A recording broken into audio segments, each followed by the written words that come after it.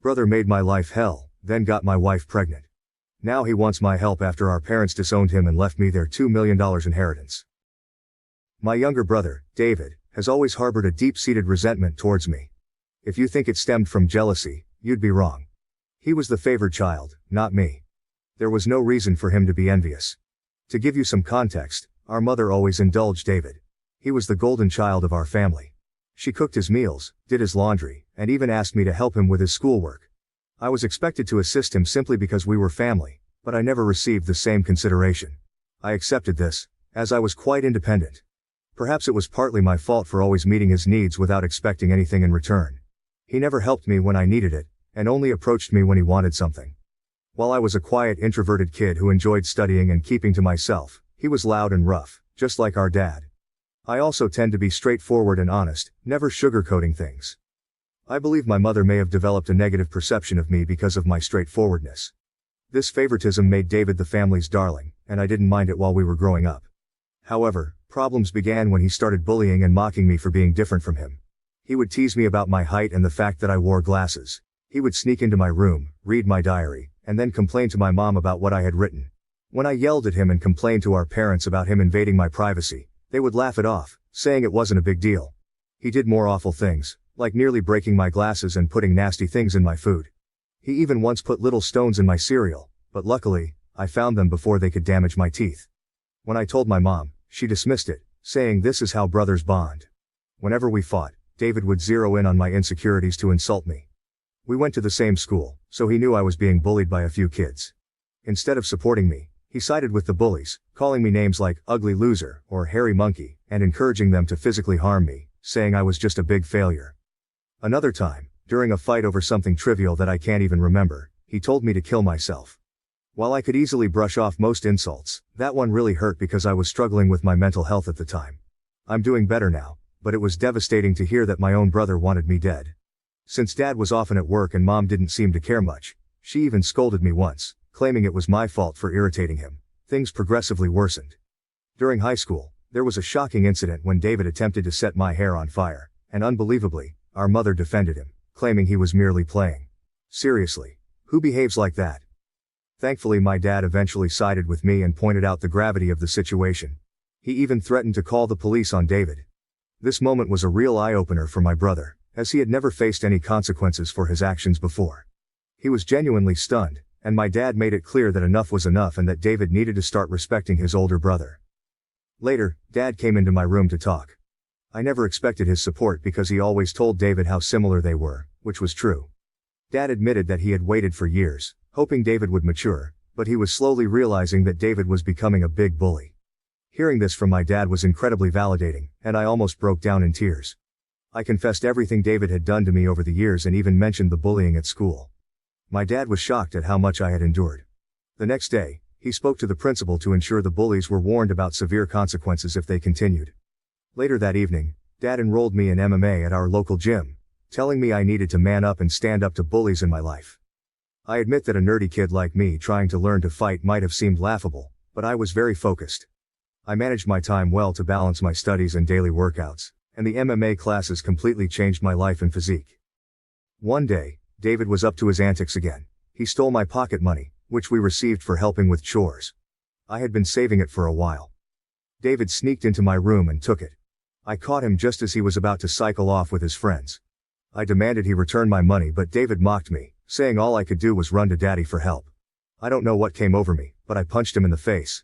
He was stunned, fell backward, and I retrieved my money from his pocket before throwing him back down. David started crying loudly, which was quite comical. However, my mother rushed out to help him and find out what happened. When she learned I had fought him, she was surprised and reprimanded me, saying I should be a better role model for David, who seemed to enjoy seeing me scolded. My mother also complained to my dad about my behavior, saying I needed to be controlled. My dad grimly asked both of us to explain ourselves. I told him how David had stolen the money I had worked hard for and saved, while David tried to justify it by saying he needed the money for a date, and that as his brother, I should help him. However, Dad told David he was lucky I only punched him for stealing because anyone else would have called the police. He continued to tell David that he had no right to take others' things without their consent. David didn't like that and threw a tantrum, likely hoping our mother would side with him, but Dad remained firm. When David realized he wasn't going to be punished for being hit, he screamed how much he hated me and ran back to his room, locking himself in. Following that incident, David began to distance himself from me.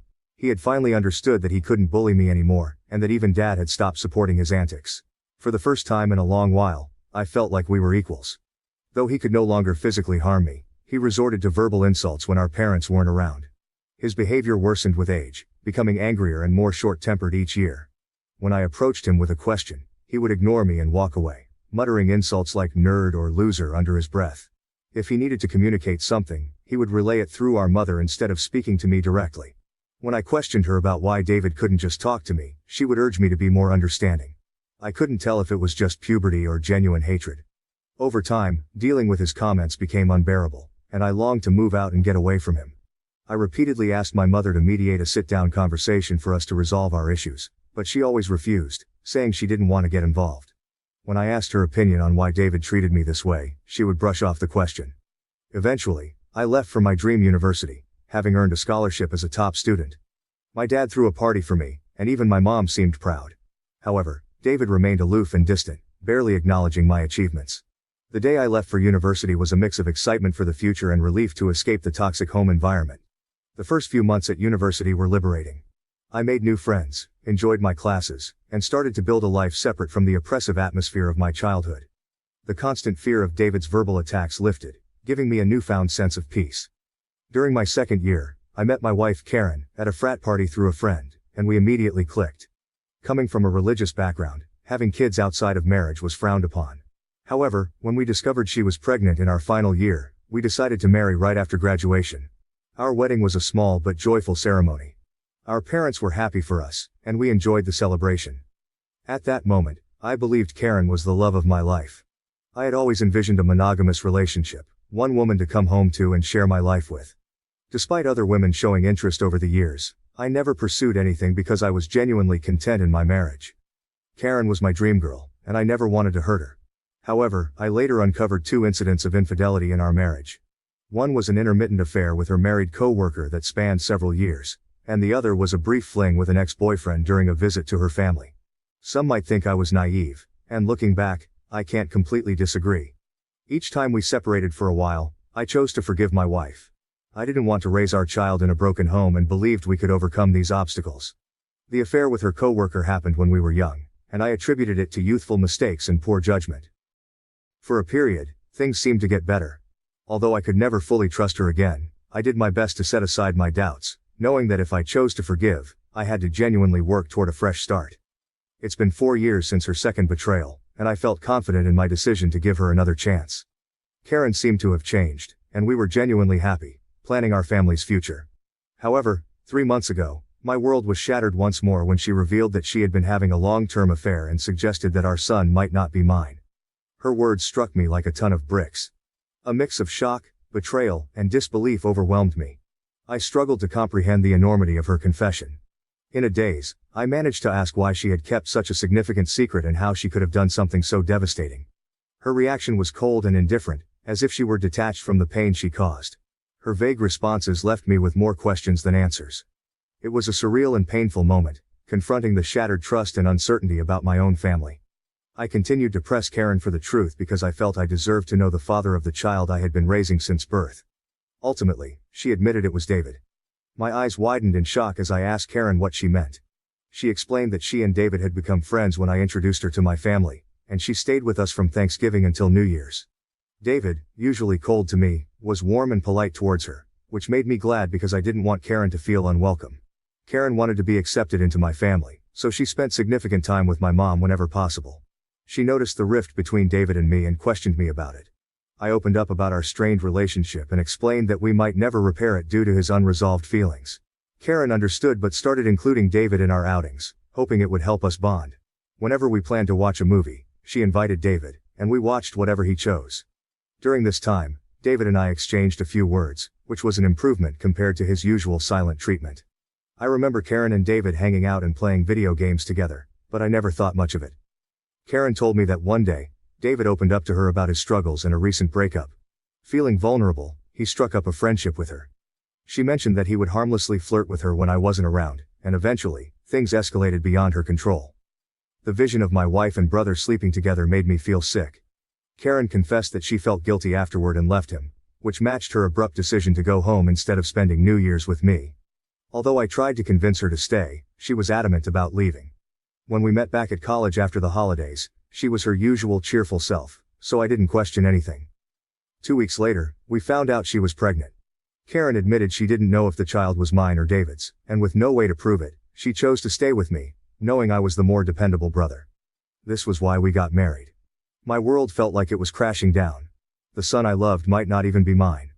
I asked Karen if she had been sleeping with David recently, and she slowly nodded. She revealed that they had always stayed in touch because their chemistry was undeniable. They would sneak off to hotels, lying to me about working overtime. She admitted that half of her business trips were actually romantic getaways with him. I asked why she married me if she wanted my brother, and Karen said she didn't want to be the one to break off the marriage. She saw me as a wonderful father to our son and decided to stay. In her words, she made a mistake and didn't know when to stop. I told Karen I was glad she told me the truth but that I was going to pack up and leave. She started crying, asking for forgiveness, and expected me to yell at her. Instead, I calmly packed my clothes. Karen insisted that if I loved her, I should fight for her and that mistakes happen in every marriage. When she realized I wasn't going to do anything, she changed tactics, saying our son would be affected by a divorce and that children shouldn't be raised in broken homes. I reminded her that I might not even be the father, which made her cry more and accuse me of being cruel.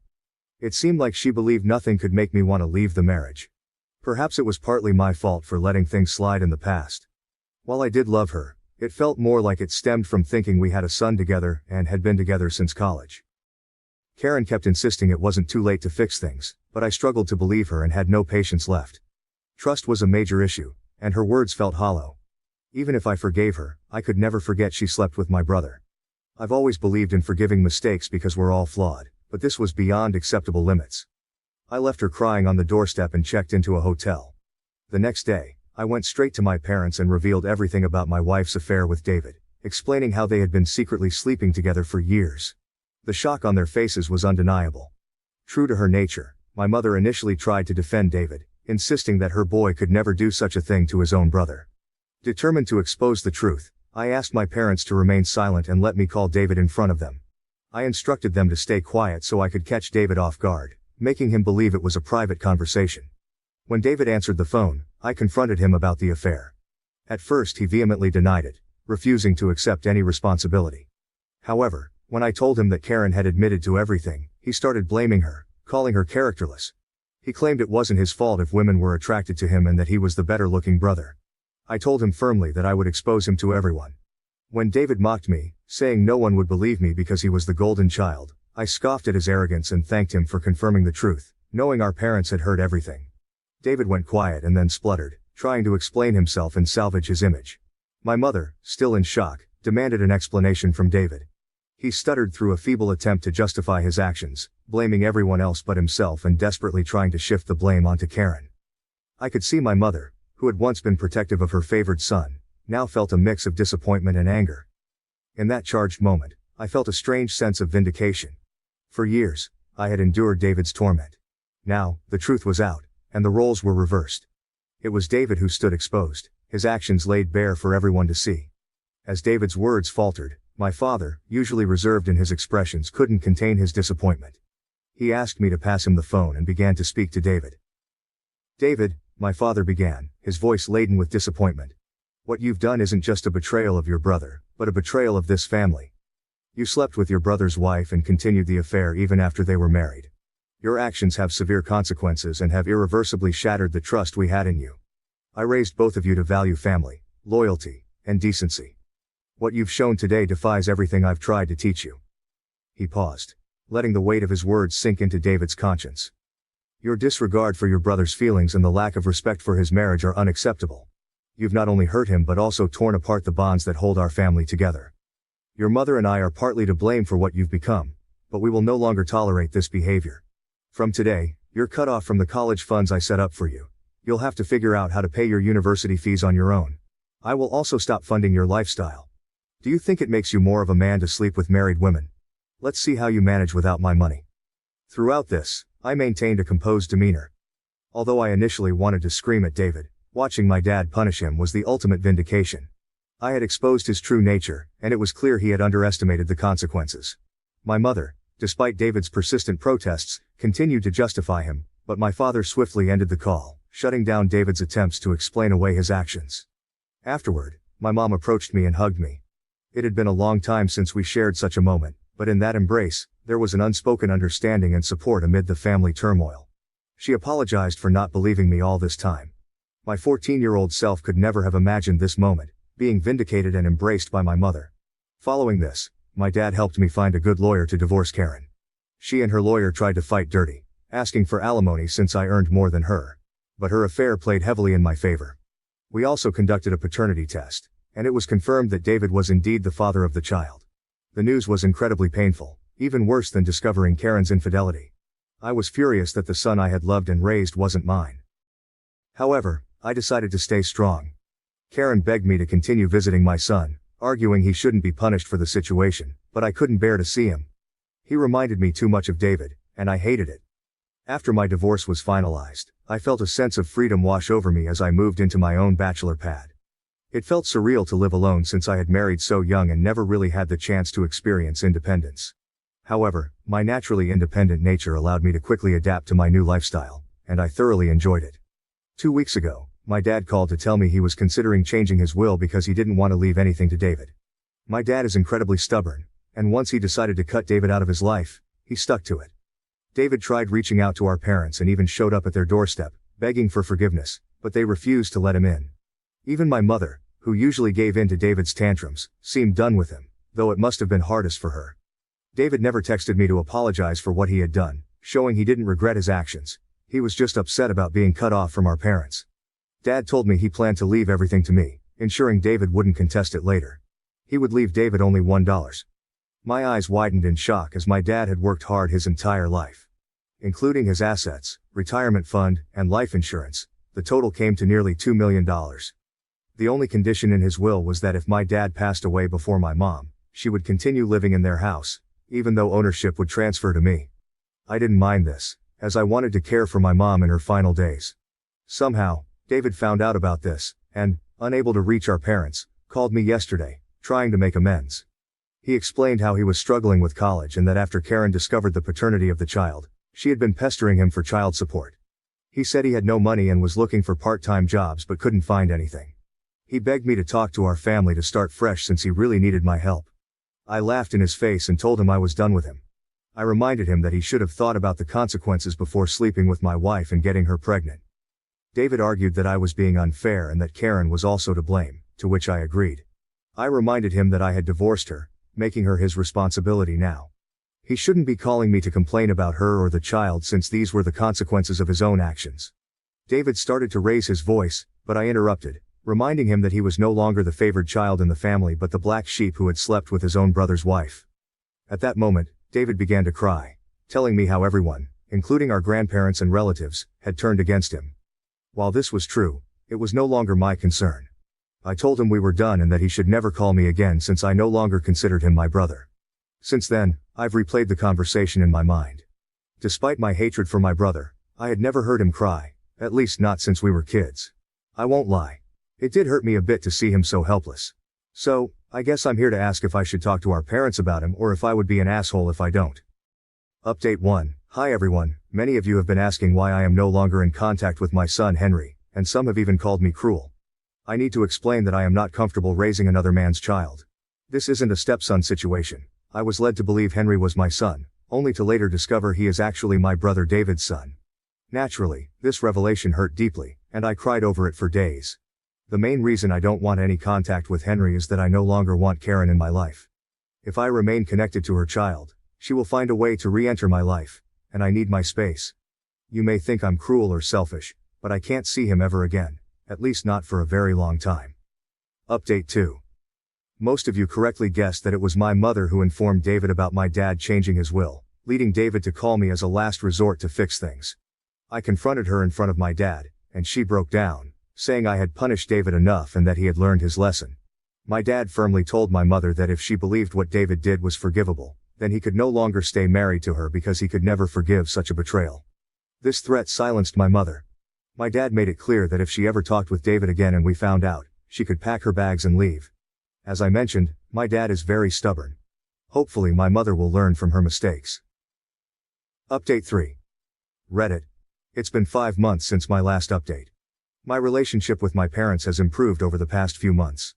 My dad and I go golfing every weekend, and he treats me more like a buddy than a son. Although my mother misses David, she has stayed away from him. The last I heard about David was from my cousin, who said David had been asking everyone for money, and eventually had to drop out of college because he couldn't afford the fees.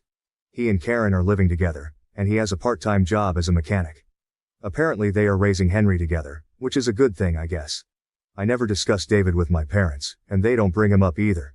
For everyone asking, I am doing quite well. I was promoted at my job 2 months ago, so my salary has significantly improved.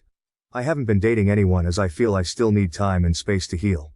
I've been going to therapy, so we'll see how that works out. Thank you for watching. If you haven't subscribed yet, please do so and hit the notification bell to stay updated with more shocking real-life stories happening around you.